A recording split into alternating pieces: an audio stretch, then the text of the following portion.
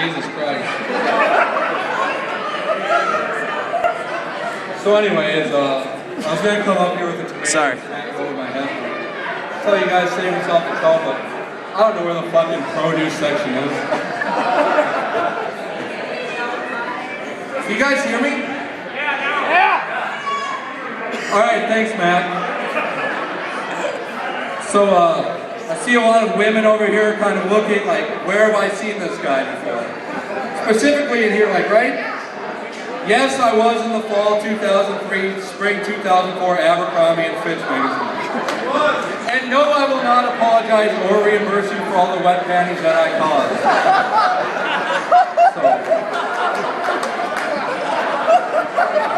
So what else is here? I know there's a lot of 1Ls here. Clap if you're a 1L. Or don't, whatever. I know a lot of 1Ls are heartbroken that I won't be around when they're 3Ls, but I got good news for you. I actually will be. Not a lot of people know this, but following graduation, I will take a job at Food for Thought. And I will be working in the burrito line.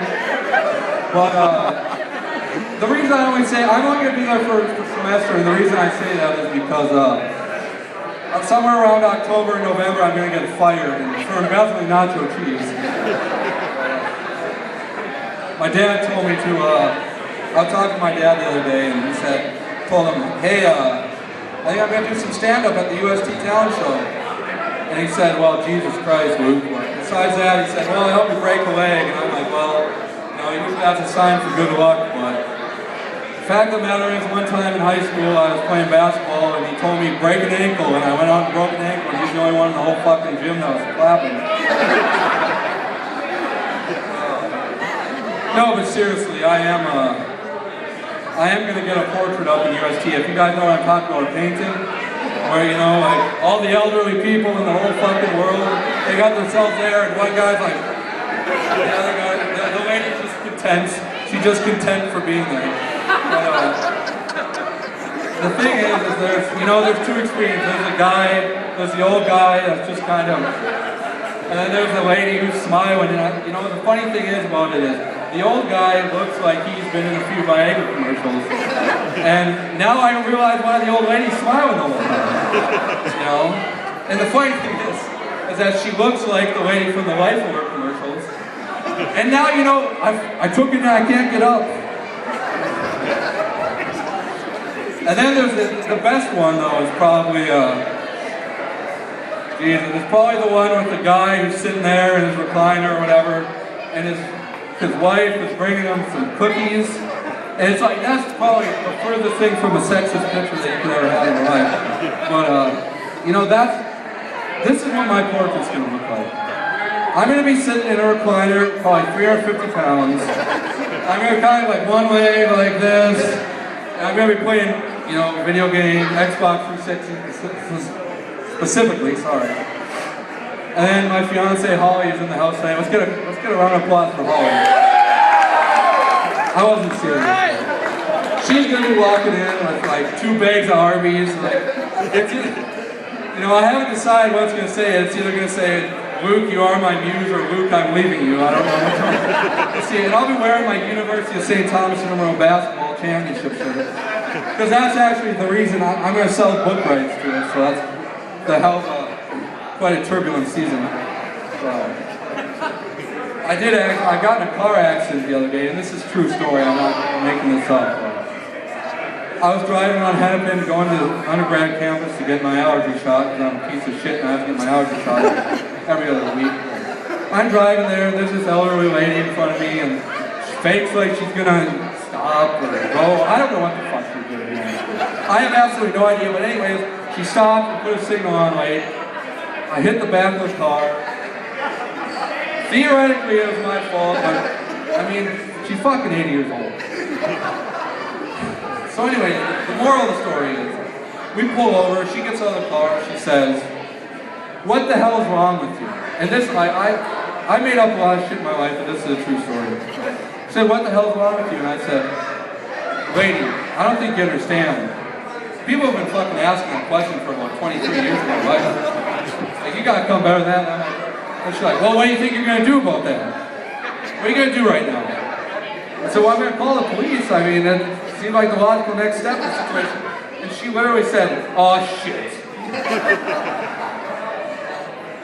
Like what? Like, oh, you aren't insured? Like, you have a felony conviction? You're fucking 80 years old. You're lucky that the nursing home gave you a day pass. And so we get it straightened out. She asks, she goes, yeah, what's your dad's phone number? So the car's right, like, why do you want my dad's phone number? It's registered to me. Like, everything on there is mine. He goes, well, he needs to have a talking to about the way his son's been driving lately. It's like, excuse me. You need to have a fucking talking to, lady. Oh, that's pretty shitty fucking joke. But then another true story that came up is I was taking my professional responsibility test last Saturday. Yeah! Woo! You didn't take the fucking test. You failed out on it. Wait, you're happy. I'm glad you're happy for me. So we're in this room, and there's a couple of people here that can attest to this. It's right before the test, and there's this Asian gentleman sitting directly to my right. Pardon? Yeah, probably not. I'm not going to say who it was or was not, but it was an Asian gentleman, and I'm nervous, I'm shaking my fucking leg. You know, I'm trying to get this show on the road. Anyways, this guy has felt the need, like, I don't know what's acceptable or not acceptable, but what he did to me in my eyes was definitely, being from Jamestown, North Dakota, you don't pull that shit. He sneaks over, like, he grabs my leg for about 17 seconds. He just like, and I look at him, like I didn't, what do you say to that? And so, you know, 20-year-old Luke, you know, 4 years ago, I probably would have smacked him, you know, or at least thought I was going to smack him. And then I probably would have came out with some fucking rap lyric like, get jammed up, don't mention my name.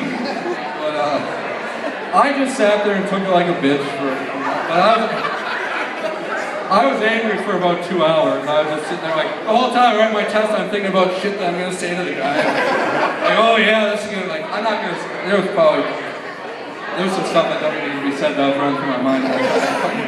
So anyways, the test gets done, and I sprint out there, and this guy right here by the name of Ben Klein goes, why are you sprinting out there? He calls me Milton, because apparently I look like the guy from Office Space. So why'd you get out of here, Milton? I said, just wait a minute. And the Asian guy comes out, and after like 2 hours of fucking being mad, and thinking about what I'm gonna say to this guy, this is what I say to him. Sir, I think it was very inappropriate what you did to me that day. You don't have to touch my leg, but before the test you could have just said something. And now, literally this came to me last night, like, that's the best fucking thing that could have said to the guy. I'm sorry, I think that was inappropriate the way that you touched me. Holy shit. Oh. I don't know what to say. You guys have a good spring break? Anyone? You look like you had a pretty good spring break. It's like Five Guys Burgers didn't run out of business, that's the thing. Look at Jesus. Look at. I'm preaching to the choir, aren't I? You guys want to know what I did for spring break? Not shit. Someone just say no.